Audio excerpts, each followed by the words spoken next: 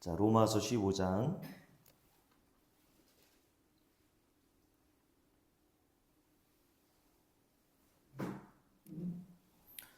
로마서 15장 28절부터 33절까지 우리 함께 읽습니다. 그러므로 내가 이 일을 마치고 이 열매를 그들에게 확증한 후에 너희에게 들렀다가 서반하러 가리라. 내가 너희에게 나아갈 때에 그리스도의 충만한 복을 가지고 갈 줄을 아노라.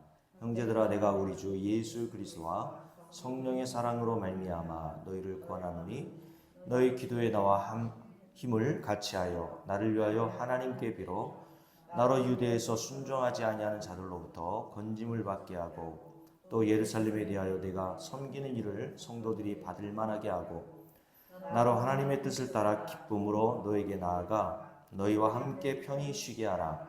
평강의 하나님께서 너희 모든 사람과 함께 계실지어다. 아멘.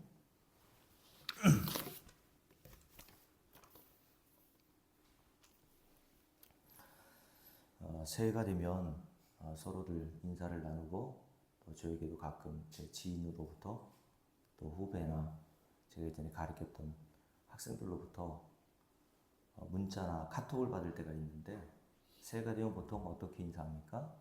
새해 복 많이 받으시라고 인사를 하죠.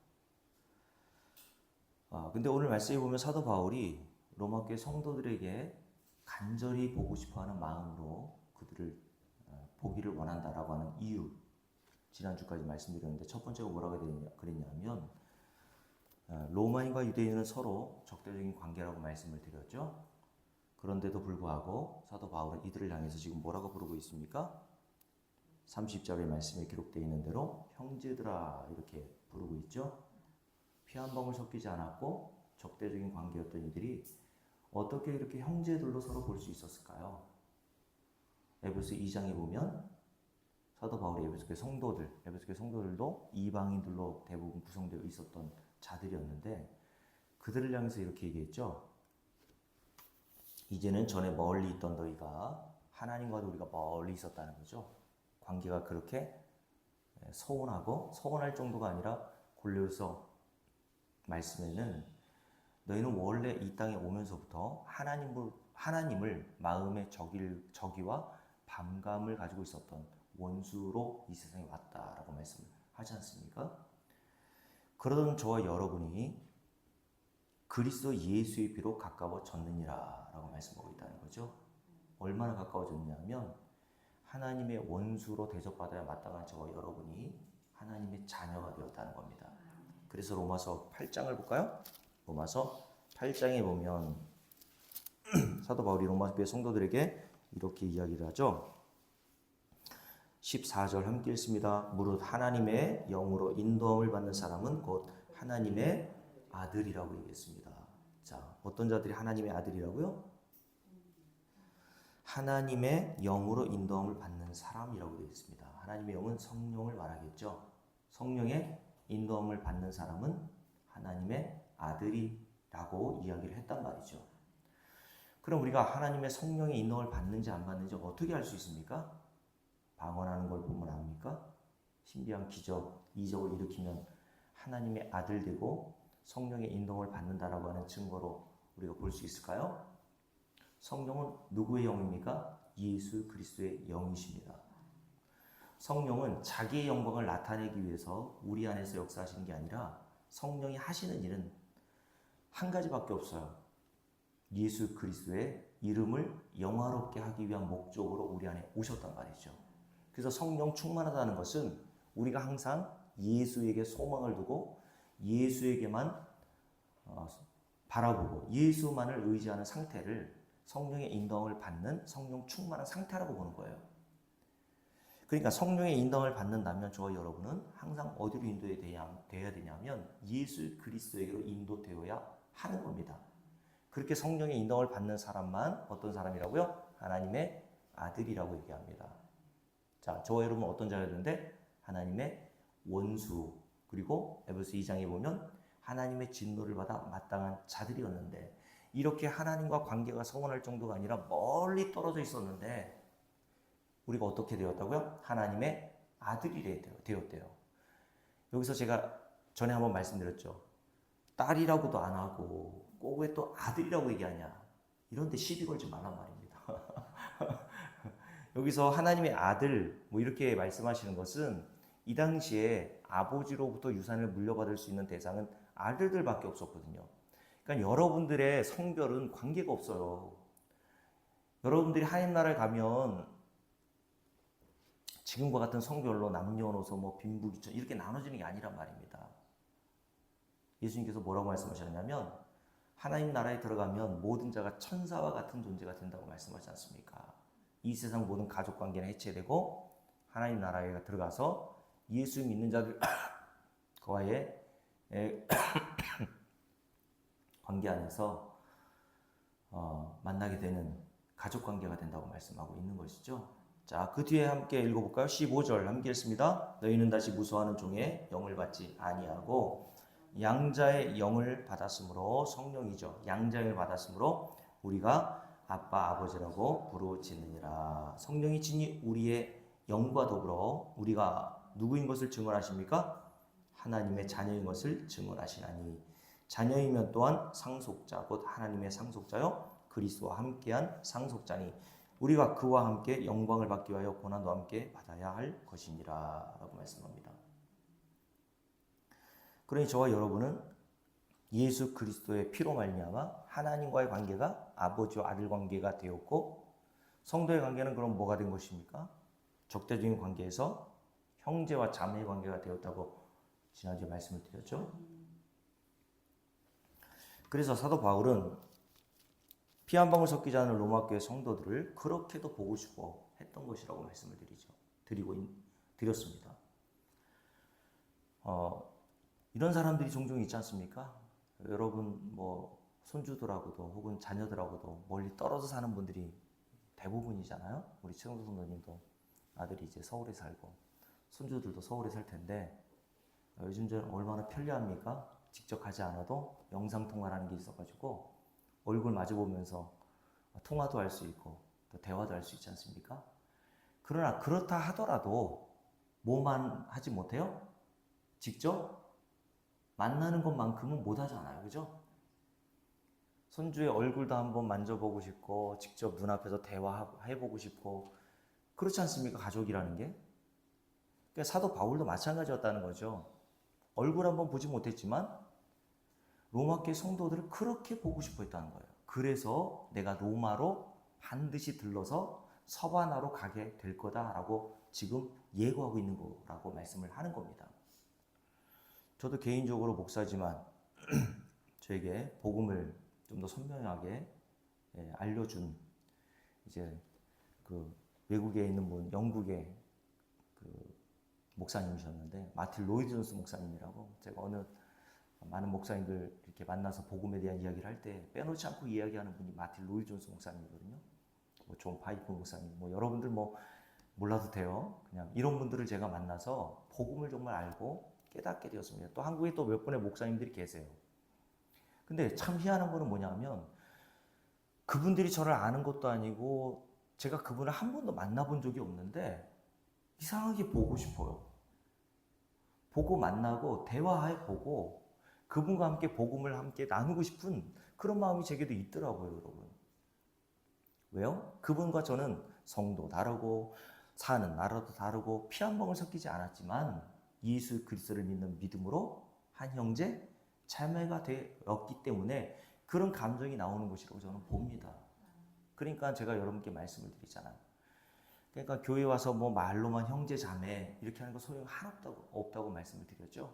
여러분들이 복음을 알고 예수 그리스도를 믿는 믿음으로 동일한 성령의 인도하심을 받아 예수 그리스도 안에 있는 그 우리에게 주어진 하나님의 아들됨, 하나님의 아들됨으로 인하여서 파생된 하나님으로부터 모든 유산을 물려받았다는 사실을 저와 여러분이 깨닫게 된다면 그것을 함께 나눈 성도들을 우리가 노력해서 되는 것이 아니라 우리 안에 거하시는 성령께서 그렇게 인도해 가시는 줄로 믿습니다. 그래서 우리가 지난주에 함께 살펴봤던 고린도후서 8장과 9장 말씀 기억하시죠? 마케도냐 교회 성도들이, 예루살렘 교회 성도들이 기근으로 인하여서 경제적으로 어렵다는 이야기를 듣고 도냐 교회 성도들이 어떻게 했습니까? 극한 가난, 시련의 많은 환난 중에서도 사도 바울이 구호를 외치면서 그들을 그래도 도웁시다 라고 해가지고 도운 게 아니라 그들이 복음의 은혜를 깨닫고, 어떤 은혜를 깨달았다고 말하냐면 부요하신 이로써, 예수 그리스도 부요하신 이로써 저와 여러분을 위해서 가난하게 되어서 저와 여러분이 하늘에서 모든 신령한 복을 얻게 되었다는 그 사실을 깨닫고, 피 한 방울 섞이지 않고 한 번도 보지 못했던 예루살렘 교회 성도들의 그 경제적인 부담을 서로 나눠 가지더란 말이죠. 이게 여러분 사람의 노력과 캠페인으로 되겠습니까, 여러분? 하나님의 성령이 그들에게 임했던 것이고, 그것을 사도 바울은 고린도후서 8장에서 뭐라고 했냐면 마케도냐 교회에게 주신 하나님의 은혜라고 얘기했어요. 그런 은혜를 우리가 함께 공유하게 되기를 바랍니다. 자, 제가 오늘 새해 복 많이 받으세요 라는 이야기로 시작했는데, 교회에서는 어떤 복을 여러분들 원하셔서 이 자리에 나오신 겁니까? 세상 사람들이 생각하는 복이 있고 교회에서 말하는 복들이 있잖아요, 그죠? 제가 예전에 제 아내랑 그 1월달 그 설날 즈음 해가지고 이제 장인어른 장모님 뵈러 갔을 때 수요예배를 그 가까운 교회 한번 참석한 적이 있었어요. 그래서 수요예배 어떻게 예배를 드리고 또 어떻게 설교를 하시나 이렇게 들어보려고 그 바로 옆에 한 3, 4명 모이는 교회 같아요. 갔더니 그때 당시로 그 TV에 방영되었던 아주 유명한 그 광고에 나오는 그 말이 있었거든요. 부자 되세요. 이런 말이었습니다. 근데 수요일날 나온 사람들에게 옆 사람하고 인사를 하면서 목사님이 부자 되세요 하면서 인사를 하는 거예요. 신년 초에. 그죠? 아니, 부자 되고 싶죠, 저도. 근데 오늘 사도 바울이 로마교회 성도들에게 첫 번째로는 그들을 그렇게 간절히 만나고 싶었던 것은 믿음 안에서, 그리스도 안에서 하나님을 아버지로 둔 형제와 자매가 되었기 때문일 뿐만 아니라 두 번째 중요한 이유가 있단 말이죠. 그 두 번째 이유를 29절 말씀에서 기록하고 있습니다. 29절 함께 읽을게요. 내가 너에게 나아갈 때에 그리스도의 충만한 복을 가지고 갈 줄을 아노라 라고 얘기합니다. 어떤 복을 가지고 가겠다고요? 그리스도의 충만한 복을 너에게 가지고 갈 거야. 기대해, 개봉박두, 이런 얘기를 하는 겁니다. 왜 사도 바울은 여기서 그리스도의 충만한 복이라고 얘기했을까요? 사도 바울이 말하는 여기서 복이라는 것은 성도에게 주어진 복인데, 굳이 그리스도의 충만한 복이라고 이야기한 이유는 이 복이라는 것은 저와 여러분이 받은 복을 얘기하는 겁니다. 오직 그리스도 예수께서 십자가에서 행하신 그 공로와 희생에 의해서 거저 우리가 받은 복이기 때문에 사도 바울은 여기서 굳이 그리스도의 충만한 복을 얘기하는 겁니다. 그 충만한 복을 너에게 가지고 가겠다라고 이야기를 했던 것이죠. 그 복이 구체적으로 무엇입니까? 자, 1장을 볼까요? 로마서 1장을 볼게요.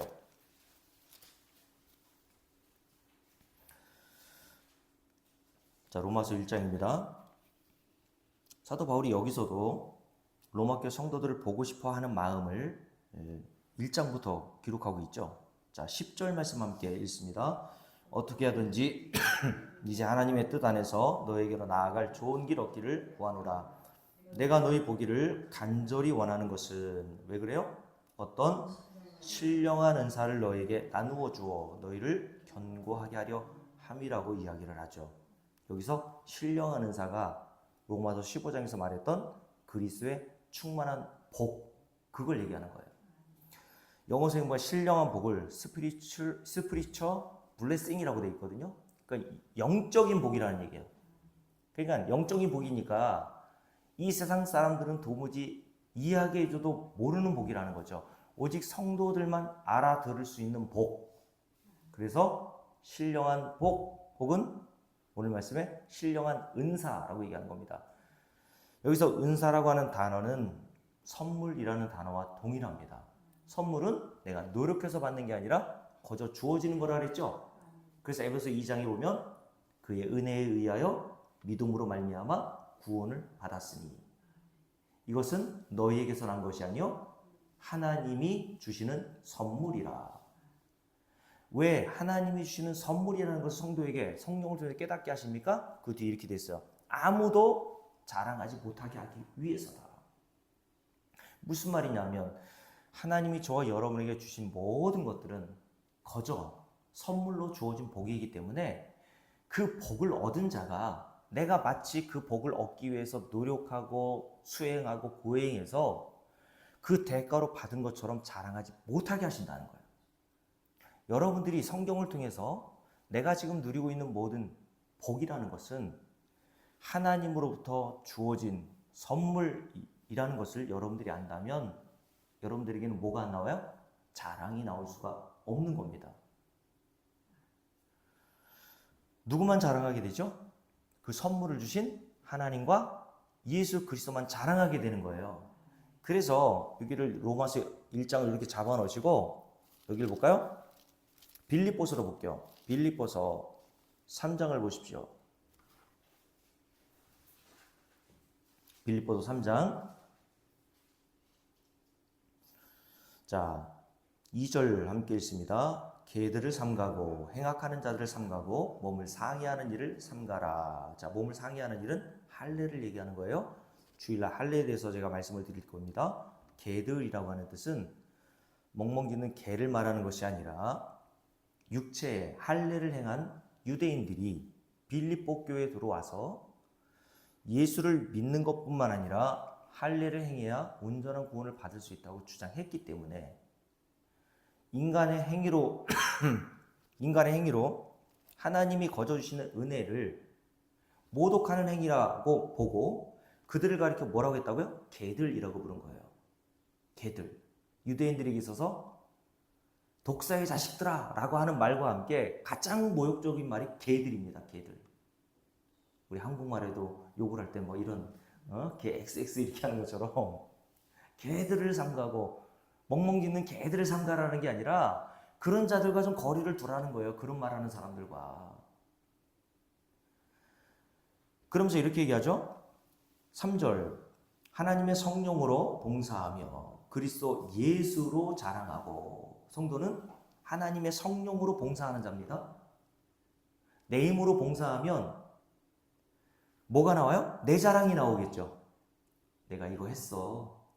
그죠? 은근히 이렇게 알아봐 주길 원하잖아요, 우리도.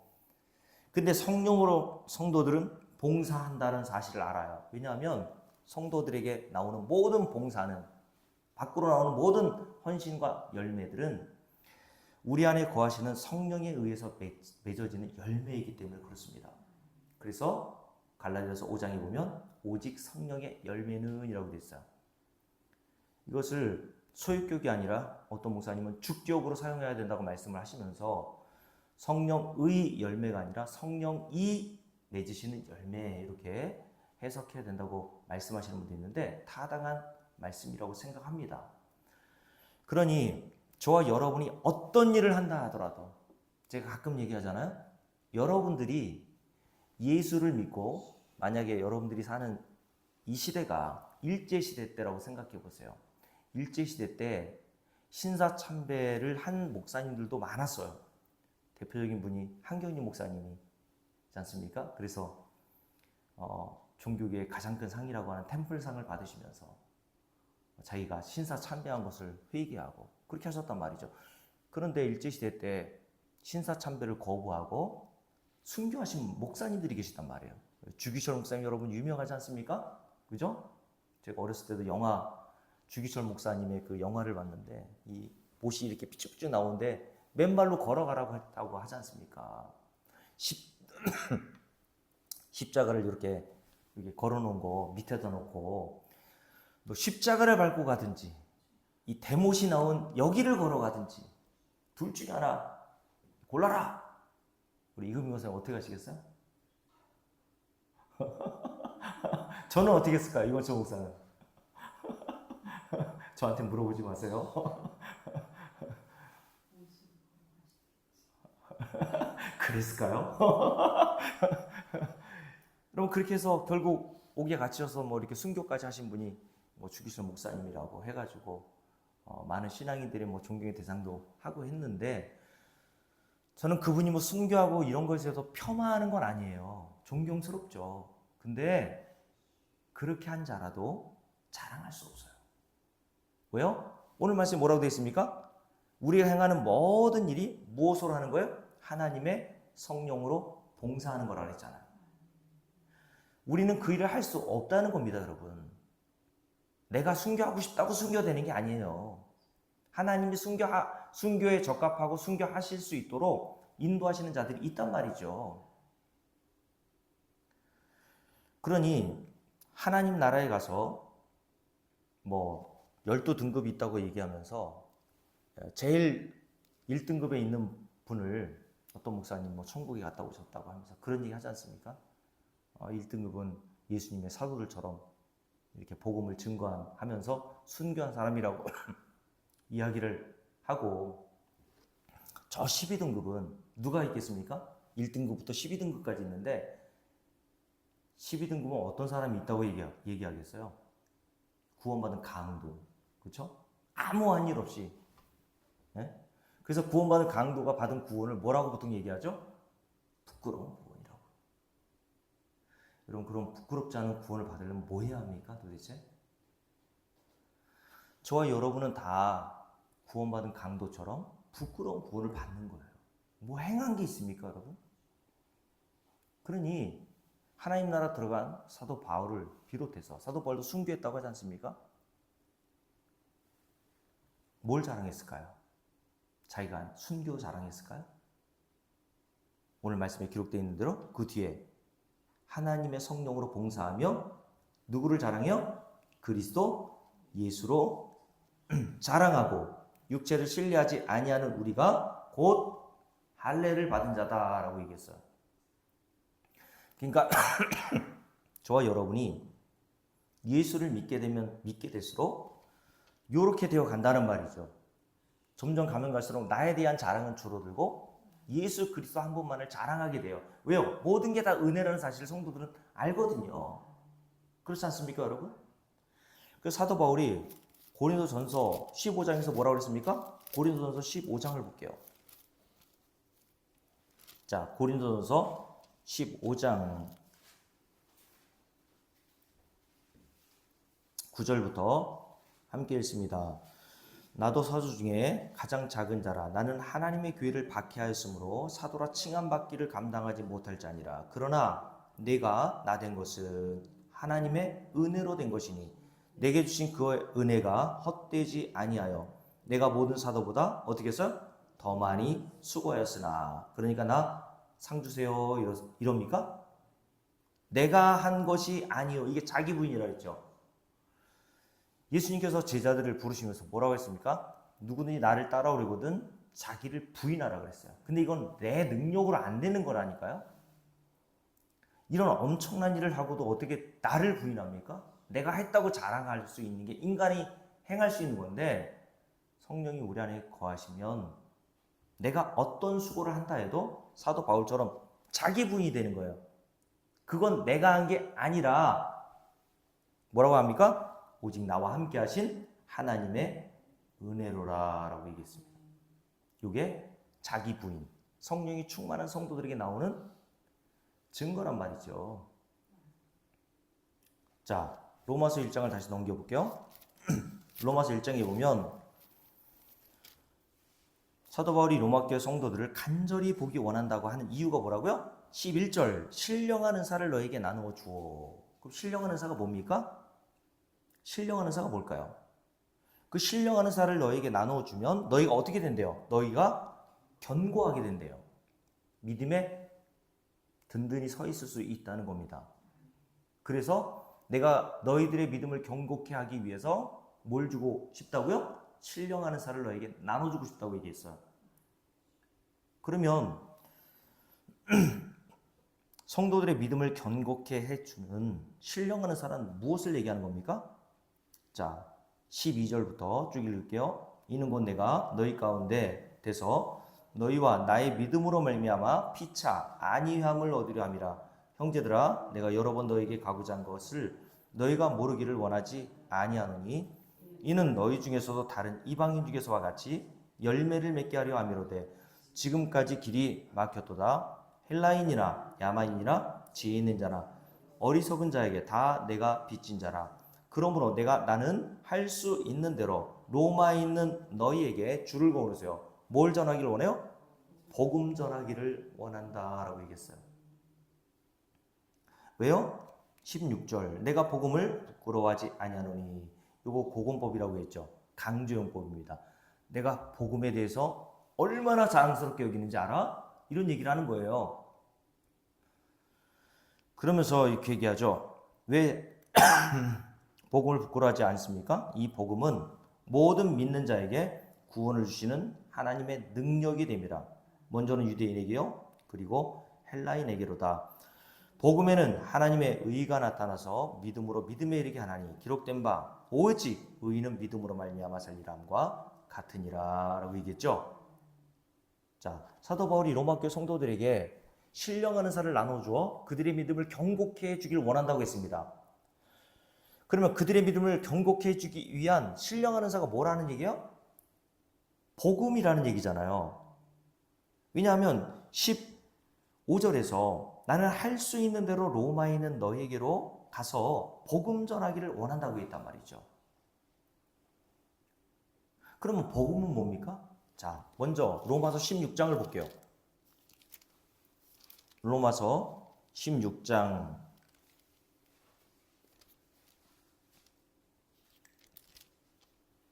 25절부터 함께 읽습니다. 나의 복음과 예수 그리스도를 전파함은, 여러분 여기다가 이렇게 수학 공식으로 이렇게 니꼬르 있죠. 2 더하기 3 은 할 때 은. 나의 복음은 곧 예수 그리스도란 말이에요. 자, 복음은 한 단어로 설명하면 그냥 예수 그리스도이신 거예요. 그래서 사도 바울이 뭐라고 얘기합니까? 나의 복음과 예수 그리스도를 전파함은, 그 복음은 언제부터 감추어졌던 거라고 얘기하냐면 영세 전부터 감추어졌다가 라고 되어 있어요. 영세는 언제입니까? 이 세상이 창조되기 전이라고 얘기했잖아요. 그죠? 골로새 1장에 보면 사도 바울이 만세와 만대 전부터 감추어졌던 복음의 비밀이라고 얘기했잖아요. 그러니 여러분, 예수 그리스도는 하나님께서 언제부터 저와 여러분들 준비해 주셨다는 거예요? 이 세상을 창조하시기 전부터, 영세 전부터, 만세와 만대 전부터 저와 여러분을 위해서 감추어 두시고 준비해 두셨단 말이에요. 그렇게 하셨다가 28절, 26절입니다. 함께 읽습니다. 이제는 나타내신 바 되었으며, 누구에게 나타내신 바 되었을까요?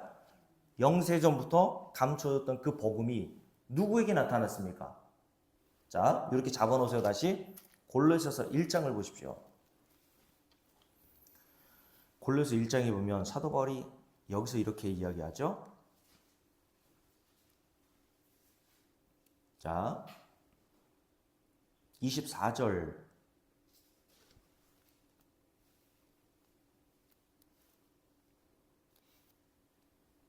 자, 24절부터 함께 읽습니다. 나는 이제 너희를 위하여 받는 괴로움을 기뻐하고 그리스도의 남은 고난을 그의 몸된 교회를 위하여 내 육체에 채우노라. 내가 교회의 일꾼 된 것은 하나님이 너희를 위하여 내게 주신 직분을 따라 하나님의 말씀을 이루려 함이니라. 이 비밀은 만세와 만대로부터 감추어졌던 것인데 이제는 누구에게 나타났습니까? 그의 성도들에게만 나타났고 라고 되어 있죠. 모든 사람에게 이 복음의 비밀이 알려지는 게 아니란 말이에요. 하나님이 택하신 성도들에게만 그 복음의 비밀이 알려진단 말입니다. 여기서 나타났고라는 뜻은 이 복음의 비밀은 인간이 스스로 손을 뻗어서 닿을 수 있는 것이 아니라 하나님께서 계시로 저와 여러분에게 알려주셔야 알 수 있는 것이기 때문에 나타났다라고 하는 표현을 썼다고 제가 이 말씀을 전할 때 말씀을 드렸죠. 그러면 27절 함께 읽습니다. 하나님이 그들로 이 비밀의 영광이 이방인 가운데 얼마나 풍성한지를 알게 하려 하심이라. 이 비밀은 너희 안에 계신 누구? 그리스도니 곧 영광의 소망이니라. 이 복음의 비밀 중심은 누구예요? 예수 그리스도셨다. 이 복음의 비밀이 어디에 담겨 있어요? 이 성경에 담겨 있단 말입니다. 그러니까 저와 여러분은 이 성경을 열심히 읽고 열심히 연구하고 복음을 열심히 들어야 되는 겁니다, 여러분. 그래야 저와 여러분의 믿음이 어떻게 돼요? 견고해진단 말이에요. 그러니까 다른 거 뭐 기적 쫓아다니면서 그렇게 해서 믿음이 견고해지는 사람을 제가 보질 못했어요, 여러분. 네? 사람은 그런 것 같아요. 이렇게 조금 자극 주면 다음에는 더 큰 자극을 원해요. 그렇지 않습니까? 인간은 그렇다니까요. 그렇게 해서 성도의 믿음이 견고해지는 게 아니에요. 하나님이 만세와 만대전부터 복음의 비밀 예수 그리스도를 담아놓은 것은 성경밖에 없어요. 근데 이 성경을 통해서 복음의 비밀이 다 알려지는 게 아니라 하나님의 택하신 성도들에게만 나타나는 거고 알려지는 겁니다. 자, 에베소서 3장도 볼게요. 에베소 3장을 볼까요? 자, 에베소 3장에서도 사도 바울이 이렇게 얘기했죠? 자, 9절 함께 읽습니다. 영원부터 만물을 창조하신 하나님 속에 감추어졌던 비밀. 여기도 영원 전부터라고 되어 있죠. 하나님께서 감추어졌던 비밀의 경륜이 어떠한 것을 드러내게 하려 하심이라. 누구에게? 이는 이제 교회로 말미암아 하늘에 있는 통치자들과 권세들에게 하나님의 각종 지혜를 알게 하려 하심이니 곧 영원부터 우리 주 예수 그리스도 안에서 예정하신 뜻대로 하신 것이다 라고 얘기했어요. 영원부터 우리 주 예수 그리스도 안에서 예정하신 뜻대로 하나님께서 저와 여러분을 뭘 알게 하십니까? 각종 하늘의 지혜를 알게 하신단 말이죠. 그러니까 복음의 비밀, 복음을 저와 여러분이 성경을 통해서 깨닫게 되는 것은 우리의 능력이 아니라고 말씀을 하는 거죠. 자, 로마서 1장을 다시 넘겨볼게요. 로마서 15장입니다. 로마서 15장을 읽다가 여기까지 넘어왔는데 로마서 15장을 보세요. 16장입니다. 16장. 자, 26절 함께 읽습니다. 이제는 나타내신 바 되었으며 영원하신 하나님의 명을 따라 선지자들의 글로 말미암아. 선지자들은 어디를 얘기하는 거야? 선지자들의 글은 구약을 얘기하는 거죠. 구약 전체가 선지자들이 쓴 글이니까 구약의 그런 글로 말미암아 모든 민족이 뭐하게 하기 위해서? 믿어 순종하게 하시려고. 여러분, 순종과 믿음은 동의어라 그랬어요? 예수를 믿는 게 뭐라 그랬습니까? 하나님께 순종하는 거라 그랬잖아요. 여러분들이 성경을 통해서 결국 누굴 믿어요? 예수를 믿게 되는 겁니다. 그래서 하나님이 요구하시는 순종하는 자가 되는 거란 말이죠. 그러면서 이렇게 얘기합니다.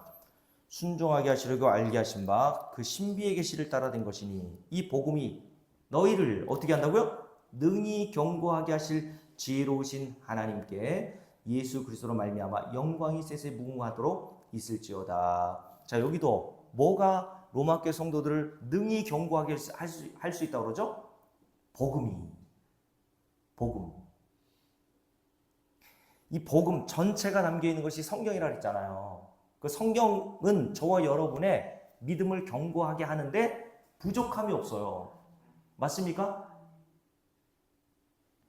자, 그래서 사도행전도 한번 볼까요? 사도행전 20장을 보세요. 사도행전 20장에 보면 사도 바울이 이제 에베소 교회 장로들과 고별을 하거든요. 일종의 고별 설교라고 보통 얘기하는데 에베소 교회 장로들과 고별하는 설교에서 이렇게 이야기를 했습니다. 자, 28절부터 함께 읽습니다. 여러분은 자기를 위하여 또는 온 양떼를 위하여 삼가라. 성령이 그들 가운데 여러분을 감독자로 삼고 하나님이 자기 피로 사신 교회. 저와 여러분은 하나님이 자기 피로 사신 교회래요. 건물이 아닙니다. 성도를 얘기하는 거예요. 저와 여러분이 어떻게 하나님의 자녀가 되었고 하나님의 소유가 된 자들이 되었는가? 하나님이 자기 피, 누구? 아들의 피를 통해서 저와 여러분을 사오셨다는 겁니다. 그렇게 하나님 표로 사신 성도들, 교회를 보살피게 하셨느니라. 29절, 내가 떠난 후에 뭐가 들어온다고요? 사나운 이리가 여러분에게 들어와서 그 양떼를 아끼지 아니하며, 여기서 사나운 이는 누굴 얘기할까요? 이것도 동물을 얘기하는 거 아니겠죠? 여기 양은 성도들을 말하는 것이고, 사나운 이리는 교회, 갈라디아 교회, 빌립보 교회, 골로새 교회 성도들에게 들어온 이단 사상들, 율법주의, 영지주의, 이런 이단 사상들이 들어와서 어떻게 한대요? 양떼를 아끼지 아니하며. 30절, 또한 여러분 중에서도 제자들을 끌어 자기를 따르게 하려고 어그러진 말을 하는 사람들이 일어날 줄을 내가 아노라. 이 무서운 말이죠. 외부에서 거짓 사도와 교사들이 들어와서 교회를 흔들어 놓았을 뿐만 아니라, 여기 이 말을 듣고 있는 에베소 교회 장로들 중에서도, 바울의 복음을 듣고 복음을 깨달았다고 하는 그 장로들 중에서도 어떤 자들이 나온다고요? 어그러진 말을 하는 자들이 나오게 될 거다라고 얘기합니다. 그래서 사도 바울이 뭐하러 가는지 한번 보세요. 함께 읽습니다. 31절, 그러므로 여러분이 읽기에 내가 3년이나 밤낮 쉬지 않고 눈물로 각 사람을 훈계하던 것을 기억하라. 훈계, 말씀을 전했다는 거예요. 밤낮, 몇 년 동안? 3년 반이나 3년이나 밤낮 쉬지 않고 너희들에게 복음을 증거했다고 얘기합니다. 근데 그 복음의 내용이 뭡니까?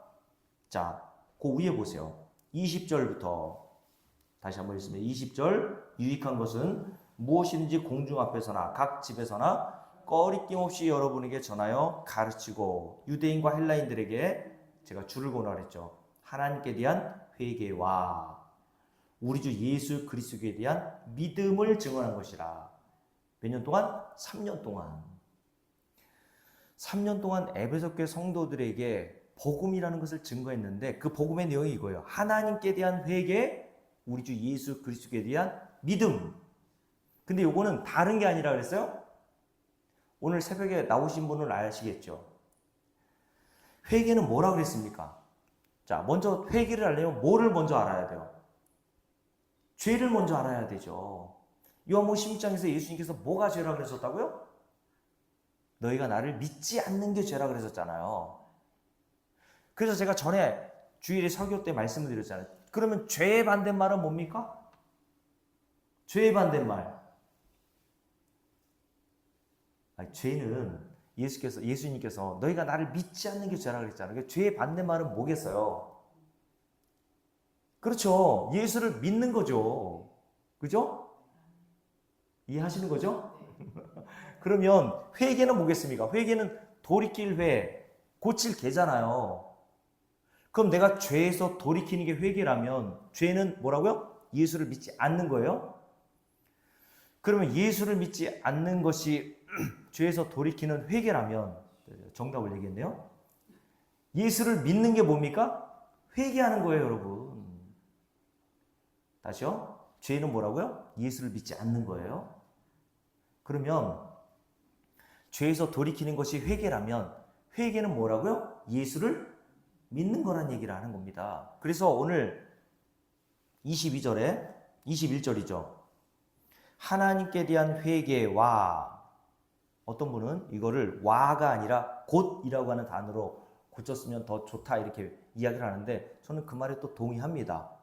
하나님께 대한 회개가 따로 있고 예수 그리스도에 대한 믿음이 따로 있는 게 아니라, 하나님께 대한 회개가 곧 예수 그리스도를 믿는 거다.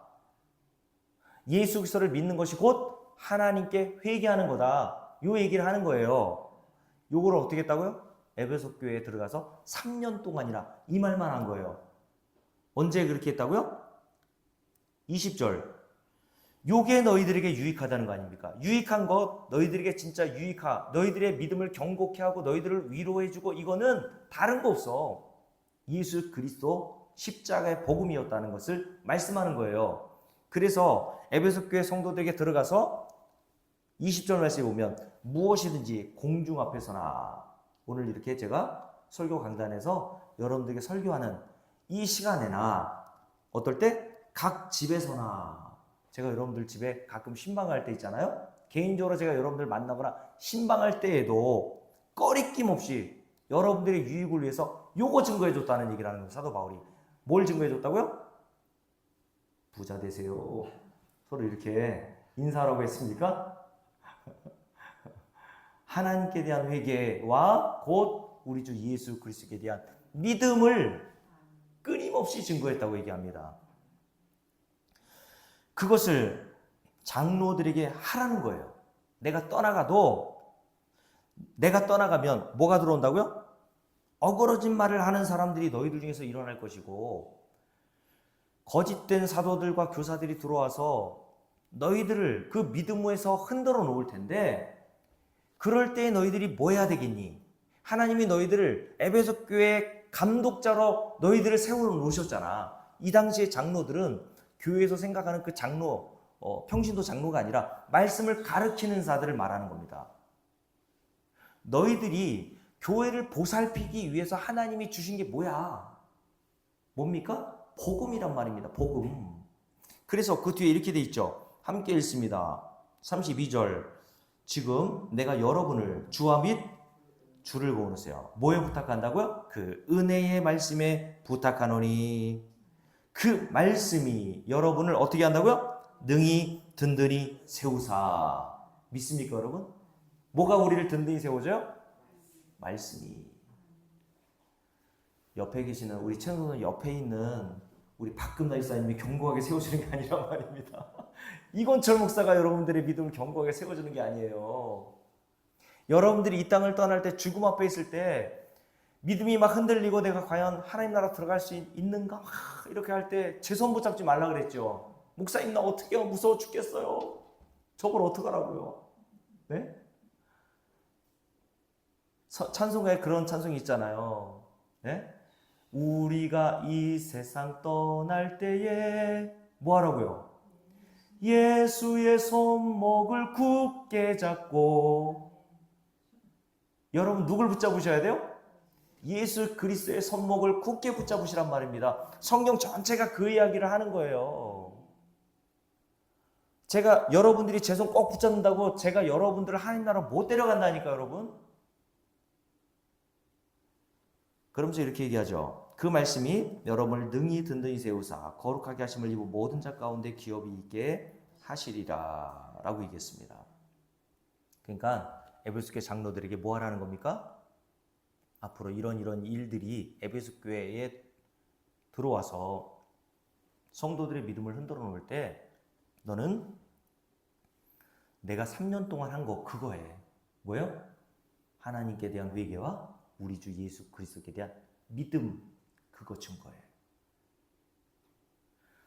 저와 여러분을 위해서 예수 그리스도께서 행하신 일 그것으로 저와 여러분이 뭘 받았어요? 하늘에서 간 모든 신령한 복을 충만하게 받았잖아요. 맞습니까? 여기에 뭘 보탤 게 있다 그랬어요? 없다 그랬어요? 없다 그랬잖아요.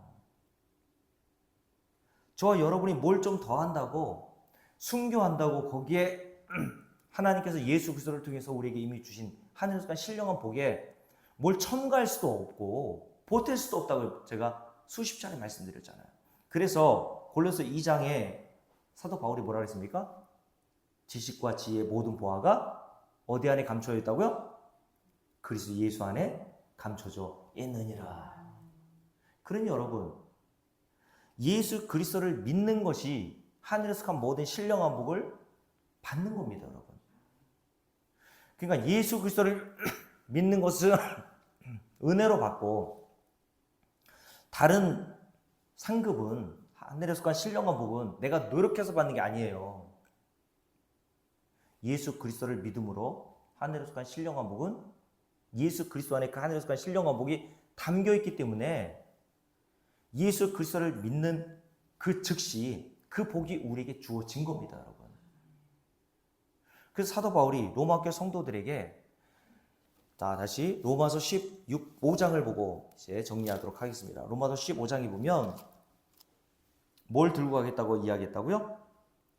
29절 다시 읽습니다. 내가 너에게 나아갈 때 그리스도의 충만한 복을 가지고 갈 줄을 아노라. 그게 뭐라고요? 복음이라 그랬죠. 복음을 한마디로 정리하면 예수 그리스도.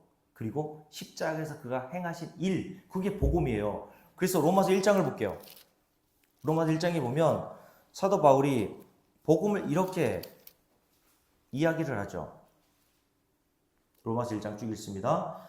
예수 그리스도의 종 바울은 사도로 부르심을 받아 하나님의 복음을 위하여 택정함을 입었으니 이 복음은 이랬어요. 이 복음은 뭡니까? 하나님이 선지자들을 통하여 그의 아들에 관하여 성경에 미리 약속하신 것이라. 제가 전에 줄거나 그랬죠. 어디에? 그의 아들에 관하여. 이 복음은 그의 아들에 관한 거예요. 근데 그 아들에 관한 것을 성경에서 미리 약속해 두셨다는 겁니다. 모든 성경이 그 아들 예수 그리스도에 관해서 이야기하는 거라고 사도 바울이 깨닫게 되어 여기에 적어놓은 거예요.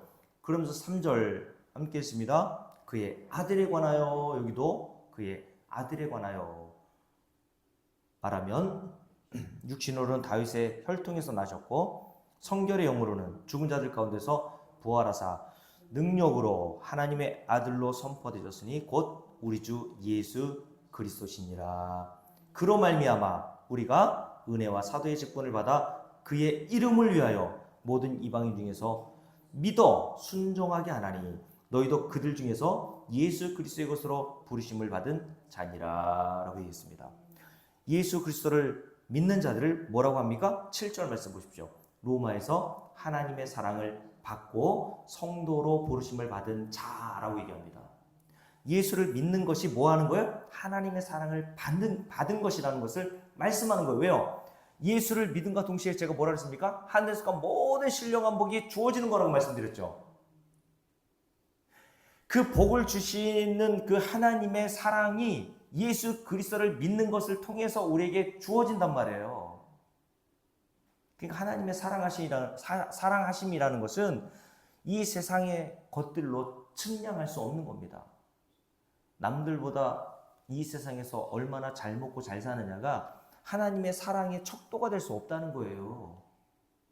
저와 여러분이 하나님의 사랑을 받고 있는 증거가 뭐라고요? 내가 지금 예수를 믿고 있는 겁니다, 여러분. 그게 하나님께서 저와 여러분을 사랑하시는 증거로 나오는 거란 말이죠. 그래서 저와 여러분들이 교회 나올 때 수요 예배든 뭐 새벽 예배든 주일 예배든 관계없이 저도 여러분들에게 뭘 들고 가야 돼요? 사도 바울이 로마교회 성도들에게 들고 가려고 했던 그리스도의 충만한 복을 매일 여러분들께 들고 나와서 여러분들에게 증거해 줘야 된단 말이죠. 그게 교회입니다, 여러분. 마지막으로 사도행전 3장을 보고 마칠게요. 사도행전 3장에 보면 사도행전 3장에 보면 나면서부터 못 걷게 된 자가 성전 미문 앞에서 구걸하는 장면이 나오거든요. 그런데 성전 미문 앞에 앉아있었던 그 나면서부터 못 걷던 자가 누굴 만나냐면 3절 보세요. 함께 읽습니다. 그가 베드로와 요한이 성전에 들어가려 함을 보고 구걸하거늘. 베드로와 요한은 교회의 모형이라고 보시면 돼요. 교회는 어떤 곳이냐. 그리고 나면서부터 못 걷는 자는 하나님을 모르던 사람이 이제 교회 왔어요. 그럼 뭘 달라고 하겠습니까? 자, 4절 함께 읽습니다. 베드로가 요한과 더불어 주목하여 이르되 우리를 보라 하니 그가 그들에게 무엇을 얻을까요? 바라보거늘. 뭘 기대했을까요? 나면서부터 못 걷는 자는 성전 미문 앞에서 성전에 들어가는 자들에게 구걸을 하면서 생존을 유지했던 사람입니다.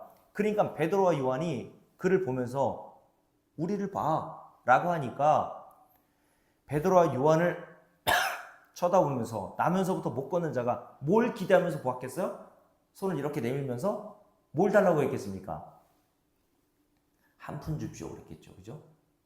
하루 먹을 양식을 살 수 있는 작은 동량을 구했단 말이죠. 근데 교회의 모형인 사도 베드로가 뭐라고 말합니까? 6절 말씀 함께 읽습니다. 베드로가 이르되 은과 금은 내게 없거니와. 무슨 말입니까? 교회는 은과 금, 사람들이 달라는 것 주는 곳 아니란 말이에요. 교회는 어떤 곳입니까? 함께 읽습니다. 6절 베드로가 이르되 은과 금은 내게 없거니와 내게 있는 이것을 내게 주노니 나사렛 예수 그리스도의 이름으로 일어나 걸으라 라고 얘기했죠. 사도 베드로가 나면서 앉은 뱅이에게 누굴 줬어요? 예수 그리스도를 주었단 말입니다. 그랬더니 이사가 어떻게 됩니까? 7절 오른손을 잡아 일으키니 발과 발목이 곧 힘을 얻고 뛰어서서 걸으며 그들과 함께 성전으로 들어가면서 걷기도 하고 뛰기도 하며 하나님을 찬송하니 모든 백성이 그 걷는 것과 하나님을 찬송함을 보고 그가 본래 성전 미문에 앉아 구걸하는 사람인 줄 알고 그에게로 일어난 일로 말미암아 심히 놀랍게 여기며 놀라니라. 사람들이 깜짝 놀랐죠. 이게 4장 말씀에 보면요 이렇게 되어 있습니다. 8절 4장 8절입니다. 함께 읽을게요. 이에 베드로가 성령이 충만하여 이르되 백성의 관리들과 장로들아 만일 병자에게 행한 어떤 일, 제가 전에 주로 보냈죠. 착한 일. 자, 베드로와 요한이 착한 일을 했대요. 근데 베드로와 요한이 한 거는 사실은 아니에요. 그 착한 일의 장본이 누구냐고 되어 있냐면 그 뒤에 이렇게 되어 있죠. 만일 병자에게 행한 착한 일에 대하여 이 사람이 어떻게 구원을 받았느냐고 오늘 우리에게 질문한다면 사도 베드로가 뭐라 그랬습니까? 내가 했어. 이랬나요? 사람들이 베드로와 요한을 주목하고 봤을 때 야 당신 대단한데? 사도 베드로가 이렇게 얘기했습니다. 그 착한 일을 행한 장본이 누구냐? 10절 함께 했습니다. 너희와 모든 이스라엘 백성들을 알라. 너희가 십자가에 못 박고 하나님이 죽은 자 가운데 살리신 이 나사렛 예수 그리스도의 이름으로 이 사람이 건강하게 되어 너희 앞에 섰느니라. 이 예수는 너희 건축자들의 버린 돌로서 집 모퉁이의 머리돌이 되었느니라. 다른 이로서는 구원을 받을 수 없나니 천하 사람 중에 구원을 받을 만한 다른 이름을 우리에게 주신 일이 없음이라 하였더라. 아멘. 이 착한 일은 누가 했다는 거예요? 예수 그리스도가 하셨다는 거예요. 이게 저와 여러분이 하나님의 성전, 하나님의 성소, 하나님의 나라에 들어갈 수 없는 형편이었는데 예수 그리스도께로부터 말미암아서 저와 여러분이 죄 사함을 받아 하나님 나라에 들어가게 되었음을 보여주는 사건이라고. 이게 저와 여러분이 행하신 하나님이 행하신 착한 일이 뭐예요? 예수 믿는 거라니까 여러분. 예수를 믿어야 하늘에서 가는 모든 신령함을 받는다 그랬잖아요. 그래서 하나님께서는 저와 여러분에게 다른 게 착한 일이 아니에요. 이 세상에서는 아파도 이 세상에서는 실패해도 그 실패하고 아픈 것 때문에 여러분들이 예수를 믿게 되었다면 하나님이 저와 여러분에게 착한 일을 행하신 겁니다. 그게. 그러므로 정리할게요. 교회는 어떤 곳이라고요? 은과 금, 사람들이 요구하는 것을 주는 것이 교회가 아닙니다, 여러분. 어떤 예전에 뭐 세종에서 오셨던 여자 목사님 계신데 저한테 자꾸 심리학 뭐 얘기하시면서 네? 이렇게 얘기하시더라고요. 그래서 아니 난 그런 거 안 한다고. 심리학. 여러분, 제가 여러분들에게 줄 수 있는 거는 딱 한 가지밖에 없어요. 성경을 통해서 우리 주 예수 그리스도 복음만을 제가 여러분들께 줄 수 있습니다. 교회는 그거 있으면 되는 거예요. 그런 애를 우리가 깨닫고 신령한 복을 예수 그리스도를 통해서 우리가 받았음을 아는 그 은혜를 깨닫는 저와 여러분 되시기를 주의 이름으로 축복합니다. 기도합시다.